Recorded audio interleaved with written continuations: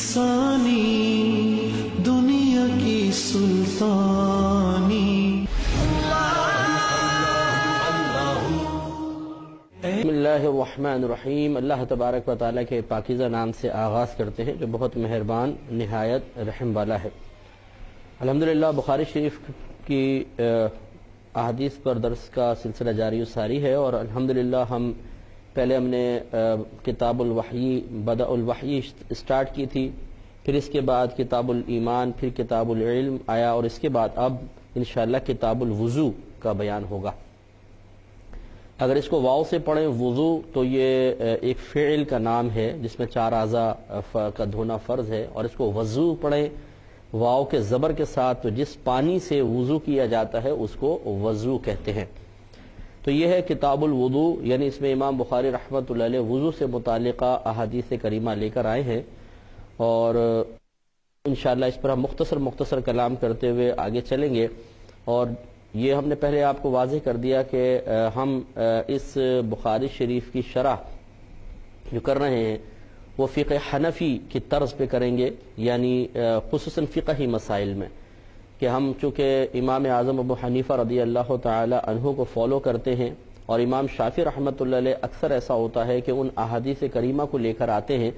जिसमें इमाम शाफ़िई रहमतुल्लाह अलैह के मज़हब की तायीद होती है। तो जहाँ इस किस्म की कोई हदीस आई कि जिसका फ़िक़्ह हनफ़ी जिसमें बयान करदा मज़मून फ़िक़्ह हनफ़ी से मुआफ़िक़ ना हो तो फिर इंशाअल्लाह वहाँ पर हम निशानदही कर देंगे कि इस मकाम पर अहनाफ का इस्तिदलाल इस हदीस से नहीं है बल्कि दूसरी अहादीस करीमा है कि जिससे वो इस्तिदलाल करते हैं। और फिर उस इस्तिदलाल यानी जो इस्तिदलाल का मतलब होता है दलील तलब करना, किसी शय को बतौर दलील आप पेश कर देते हैं, कुरान की आयत है या हदीस है तो ये कहा जाता है जी इस आयत से इस हदीस से इस्तिदलाल किया गया। तो फिर आपको ये बताएंगे कि हमारा अहनाफ का इस्तिदलाल किस कुरान की आयत से है या हदीस से है और वजह तरजीह क्या है।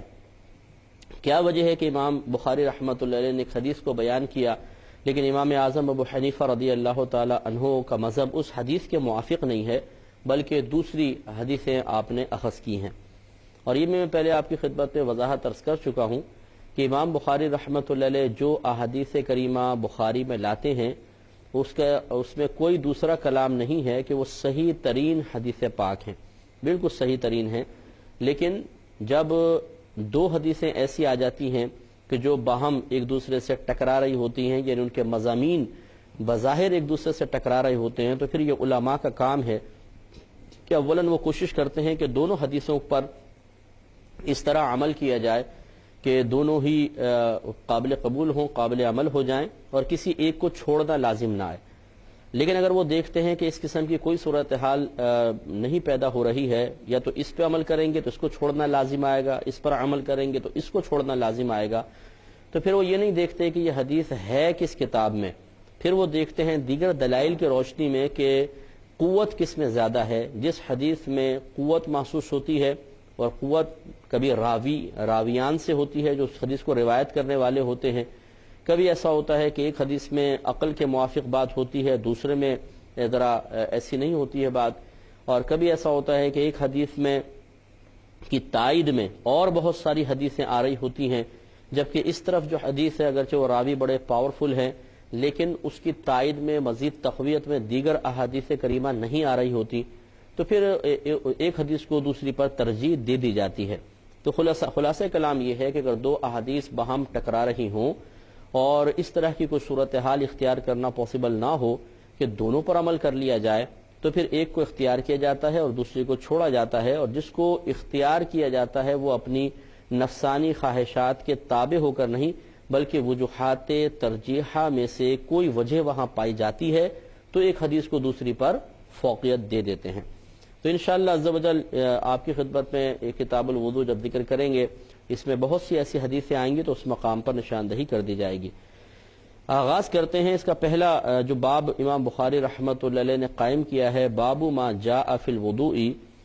उन अहादीस का बाब जो वुज़ू के सिलसिले में वारिद हुई हैं, बयान की गई हैं। इसमें पहले आप एक हदीस बयान करने से पहले एक आयत जिक्र करते हैं। ये फरमाते हैं वक़ौलिल्लाहि तआला इज़ा क़ुमतुम इलस्सलाति फ़ग़सिलू वुजूहकुम व अयदियकुम इलल मराफ़िक़ि وَامْسَحُوا بِرُؤُوسِكُمْ وَأَرْجُلَكُمْ إِلَى الْكَعْبَيْن۔ سورہ مائدہ کی آیت نمبر 6 ہے، جس میں اللہ تبارک و تعالی نے وضو کے 4 فرائض کا تذکرہ کیا ہے۔ تو امام بخاری رحمۃ اللہ علیہ حدیثیں بیان کرنے سے پہلے ایک آیت کو ذکر کر رہے ہیں تاکہ وضو پر استدلال کے وضو کرنا ضروری ہے قرآن سے ہو جائے، اور قرآن کی آیت جو ایک نص قطعی ہے اسے وضو کے فرائض کے بیان کے سلسلے میں آپ نے پہلے پیش فرمایا۔ اس کا ترجمہ یہ ہے، اللہ تعالیٰ فرماتا ہے کہ اذا قمتم الی الصلاۃ، اور جب تم کھڑے ہو نماز میں۔ لیکن نماز میں کھڑے ہو کر کیا وضو کیا جائے؟ چونکہ اس کا مضمون ظاہری طور پر ایک عقل کے موافق نہیں تھا، یعنی عقلی رسائی وہاں تک نہیں ہو رہی ہے، اور اگر حقیقت حال دیکھا جائے تو وہ اکثر اس کے خلاف ہی رہی ہے۔ نبی کریم صلی اللہ علیہ وسلم کا عمل اس کے خلاف رہا ہے کہ نماز میں کھڑے ہونے کے بعد کسی نے وضو نہیں کیا، نماز سے پہلے کیا ہے۔ تو پھر فقہا ان نبی کریم صلی اللہ علیہ وسلم کے عمل مبارکہ کو دیکھتے ہوئے اور دیگر احادیث کریمہ میں جو کچھ بیان ہوا اس سے استدلال کرتے ہوئے قرآن کا درست مفہوم اخذ کرتے ہیں۔ گویا کہ بظاہر قرآن پاک میں جو کچھ لکھا ہوتا ہے،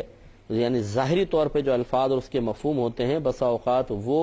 مراد نہیں ہوتے بلکہ کچھ اور مراد ہوتا ہے، اور اس دیگر جو معانی ہیں ان کی مراد کی تعیین، یعنی یہ مراد لیے جائیں گے، اس کی تعیین اپنے پاس سے نہیں کی جاتی بلکہ دیگر دلائل ہوتے ہیں۔ تو جیسے یہاں پر ہے کہ اگر کوئی اللہ تعالیٰ نے فرمایا جب تم نماز میں کھڑے ہو تو پھر ان 4 اعضاء کو دھو، تو لازم سی بات ہے کہ نماز میں کھڑے ہونے کے بعد تو اعضاء دھونے کا حکم نہیں ہوگا۔ تو اس کا مطلب یہ ہے کہ جو ظاہری طور پہ مفہوم سمجھ میں آ رہا ہے وہ حقیقتاً یہاں مراد نہیں ہوگا۔ اس لیے فقہا نے پھر اس میں یہ تعویل کی کہ گویا کہ اللہ تعالیٰ یوں فرمانا چاہتا ہے کہ جب تم نماز میں کھڑے ہونے کا ارادہ کرو، یعنی وَإِذَا قُمْتُم جو ہے وہ اذا اردتم کے معنی میں ہے، اردتم یعنی جب تم ارادہ کرو، تو جب تم نماز کا ارادہ کرو فاغسلوا وجوہکم، تو دھو تم اپنے چہروں کو، وایدیکم اور اپنے دونوں ہاتھوں کو، الی المرافق کوہنیوں سمیت، وامسحوا برؤوسکم اور مسح کرو اپنے سروں کا، وارجلکم اور دھو تم اپنے پیروں کو، الی الکعبین دونوں ٹخنوں سمیت۔ تو معلوم یہ ہوا کہ اس میں اللہ تبارک و تعالی نے 4 فرائض کا تذکرہ کیا ہے۔ 4 اعضاء کو دھونے کے لیے چونکہ اللہ تبارک و تعالی نے باقاعدہ حکم دیا ہے، اس میں امر کے صیغے استعمال ہوئے ہیں، اور جب مطلقاً امر ذکر کیا جائے یعنی اس میں کوئی کنڈیشن نہ ہو، اس میں کوئی اور دیگر معاملات نہ ہو، کوئی ایسا قرینہ نہ ہو جو صیغہ امر کہتے ہیں جس میں حکم موجود ہو، وہ کوئی ایسا وہاں قرینہ موجود نہ ہو جو یہ ظاہر کر رہا ہو کہ یہاں حکم مراد نہیں کچھ اور مراد ہے۔ جب ایسا قرینہ بھی نہ ہو تو جب صیغہ امر آئے گا تو اس سے ضرور ایک فرض ثابت ہوگا یا واجب ثابت ہوگا، کوئی نہ کوئی شاید لازم ہونا ثابت ہوگی۔ لہذا چاروں جو اس میں صیغے استعمال ہوئے، فاغسلوا اللہ تعالیٰ نے فرمایا، اور وامسحوا، تو ایک چیز سے پہلے وامسحوا ہے اور 3 چیزوں کے لیے گویا کہ فاغسلوا ہے، دونوں امر کے صیغے ہیں، تو یہ وجوب کے لیے ہے۔ گویا کہ معلوم ہوا کہ چہرے کا دھونا، پھر دونوں ہاتھوں کا کوہنیوں سمیت دھونا، اور سر کا مسح کرنا، اور دونوں پیر ٹخنوں تک دھونا، یہ وضو کے 4 فرائض ہیں۔ اب یاد رکھیں کہ چونکہ صراحتاً قرآن پاک سے ثابت ہوا، تو جو قرآن کی نص قطعی سے کسی چیز کی فرضیت ثابت ہوتی ہے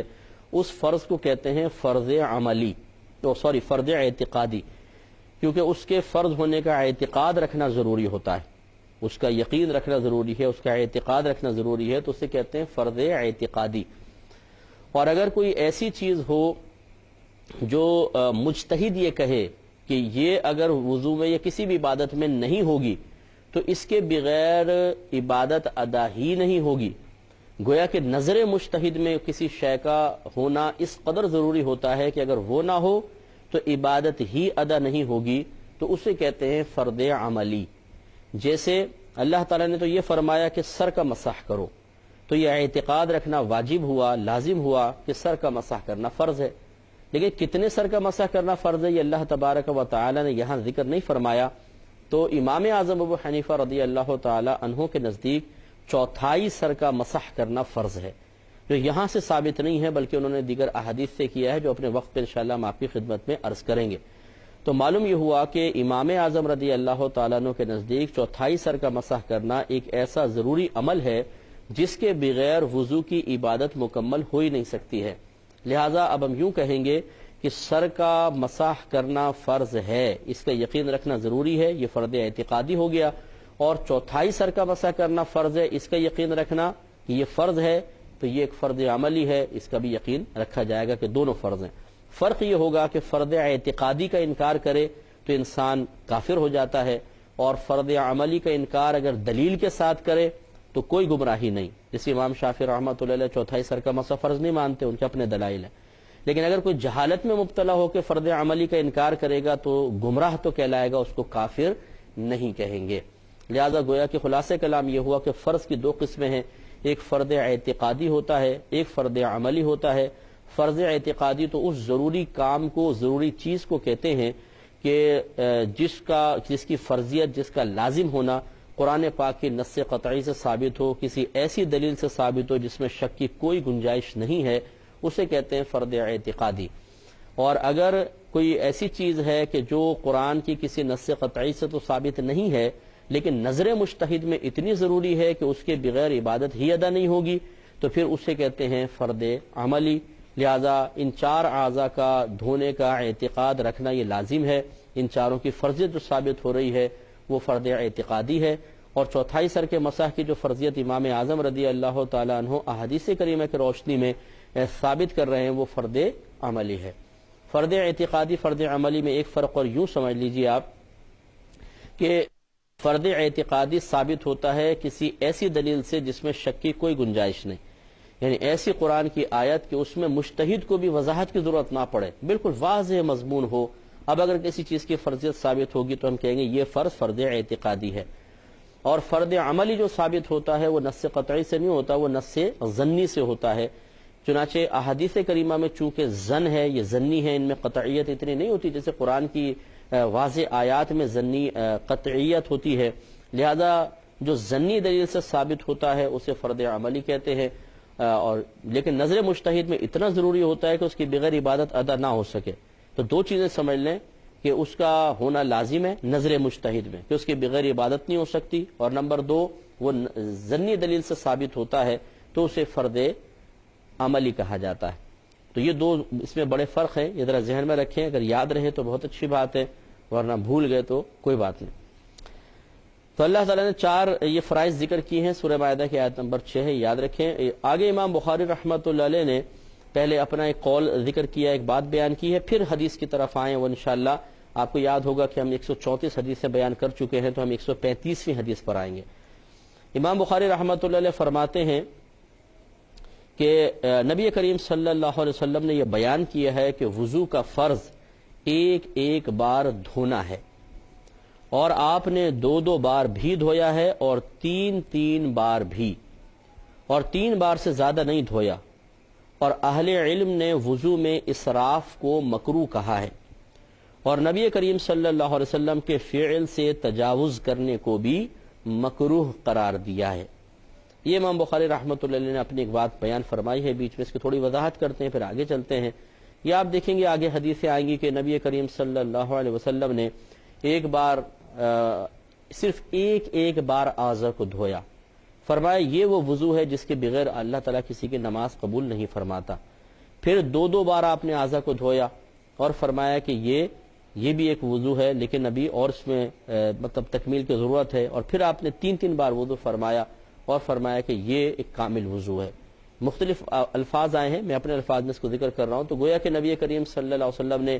ایک بار اعضاء کے دھونے کو تو لازم قرار دیا کہ اس سے فرض ادا ہوگا، پھر 2 بار اور 3 بار دھوئیں گے تو اس سے سنت بھی ادا ہو جائے گی۔ تو نتیجے سے پھر یہ نکلتا ہے کہ ایک بار اعضاء وضو کو دھونا،